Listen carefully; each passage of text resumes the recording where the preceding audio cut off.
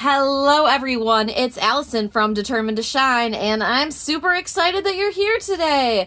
If you are having a bad day, know that the darkness is temporary, and I am so excited to be here and be able to share with you some of the things that have helped me get through hard times, like this card deck.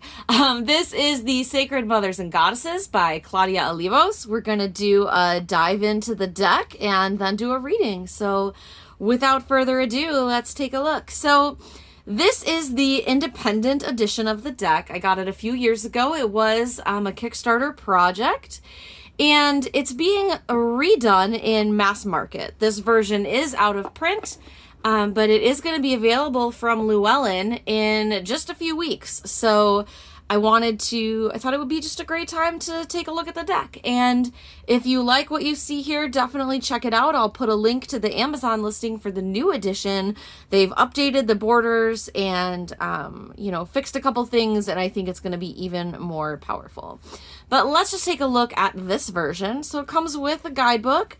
I'm not sure how different the guidebook will be, but this version has, pretty standard fare. What you'd expect, you get the introductory material, some information on rituals and altars, and then for each card description, you have the goddess name, theme, a description, the message from the card, ways to call on that goddess, and then actions to take, and then things you can put on the altar to that goddess. So I'm guessing you'll find that same information in the new guidebook. But let's take a look at these beautiful, beautiful cards, because they are gorgeous. First, this is the card back of the Indie edition. I actually really like it. I think it's really beautiful. All of these are oil paintings, and you don't often see that in decks anymore. So let's take a look. Let me just zoom in a bit here so we can get a little closer. So I'm not sure how to say this goddess's name. Aine, Reclaim Joy is the theme. Of course, here is our beloved Artemis for independence and empowerment. I say our beloved. She's my beloved. I love working with Artemis energy. Here is Athena. Bastet, guardian and protectress is what she says. I think that may be changed to protectess. I'm not sure. Blue Tara, transmutation of anger. Butterfly maiden. I love this. I think it's so beautiful. Demeter, Irene, Freya. I've been working with Freya this month actually, so that's kind of exciting. I just always love seeing her come up. Gaia. Green Tara. Compassion and empathy. Hathor, or Hathor, however you want to say it. Actually, this is probably my favorite card that I have of her in any goddess deck. She doesn't show up in all the decks. I wish she did. But I love this. I love this. I love this. Hecate. Also beautiful. Hera, envy and amplified awareness. That's interesting. I'd be curious to read the guidebook message on her. I'm not sure if she's ever come up for me. Isis. I did get these mostly back in order for the video. I don't know why. Sometimes I just like to do that. Kali. Powerful, powerful Kali. Kateri Tekakwitha. I'm not sure how you say that. Fearless authenticity. That's beautiful. Kuyen, ancestors and past lives. Lakshmi. This is actually a fairly different depiction of Lakshmi. I like the angle. I mean, all the pieces you're used to seeing are here, the lotus, the many hands, etc. But I just like the difference in angle. It's just a little bit of a different kind of closer up pose. Dive deep, shadow work. Mama Kocha. Mary Magdalene, of course. Mother Mary.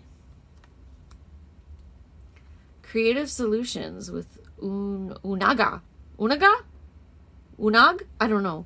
I'm not great with the names on these. Some of them are very hard if they're not from my native tradition or a goddess I'm familiar with. Psyche. Kuan Yin. Of course. quintessential goddess, right? Of Kuan Yin. Rhiannon, self-love. This is beautiful. I love the blue hair. Sulis Minerva.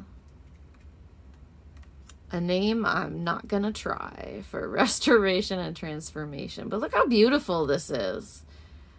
I love the kind of juxtaposition in the imagery of the skull with the, you know, the death here, and then the butterfly and the flowers of life. Kind of, I mean, transformation and restoration is just perfect.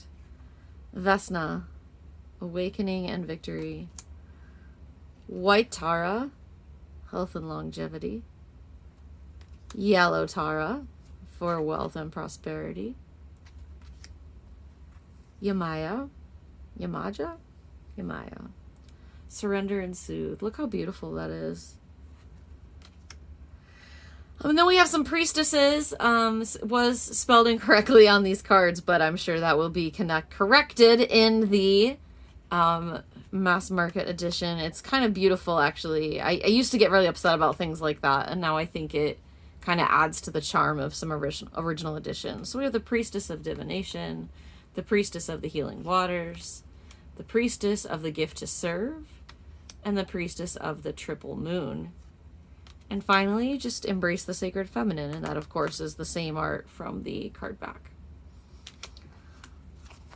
These cards are gilded. They are glossy. Again, I'm not sure what the cardstock and such on the new edition will be, so I can't quite speak to that. But let's go ahead and do a card reading.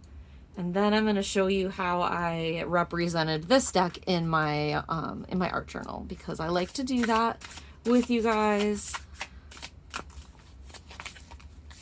So I'm just going to invite you as we do this card reading. I haven't done this in a lot of my videos, but you know, I really believe that card readings transform time and space, and you know, it's a hard time in the world right now. So, you know, may this be a message for you and for your heart in this moment. So I invite you to take a deep breath and just focus on what you need to hear from the universe right now. And I just ask that message come forward for you in some way as I pull a card. So let's see what we've got.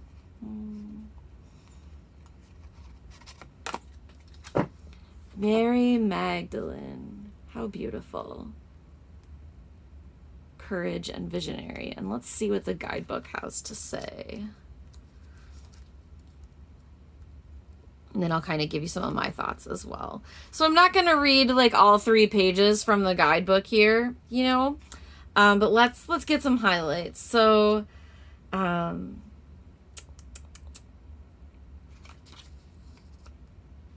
So the message from Mary Magdalene from the guidebook is that Mary reminds you to stay focused on the things that are of true importance. You have nothing to prove to anyone but yourself.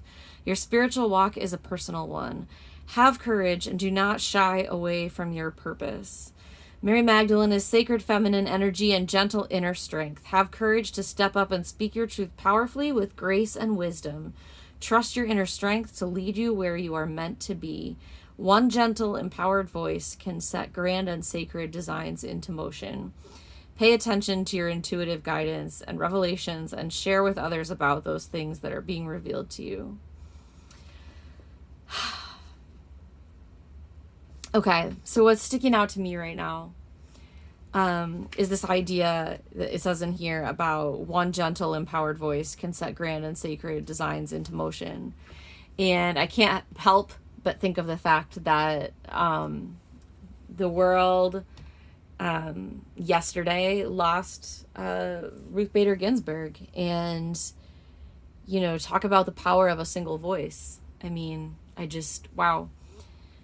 And so I want you to think about like what is your voice? What can you stand up for? What can you believe in? What can you have courage and a vision for? What do you want to birth into the world or simply into your life? You know, we are in an interesting time in this COVID-19 pandemic, and we are in a difficult time in the world and in the United States with an election coming up, and things are very divided and very painful on an individual level and on a collective level. And so I just encourage you to dig deep within yourself and think about what it is that you want to bring forward for yourself. And likewise, turning to Mary Magdalene for comfort. I've always found her energy to be very comforting, especially when I'm feeling on the fringes, and when I'm feeling like an outcast, or like I don't quite fit anywhere, or when I'm feeling really alone.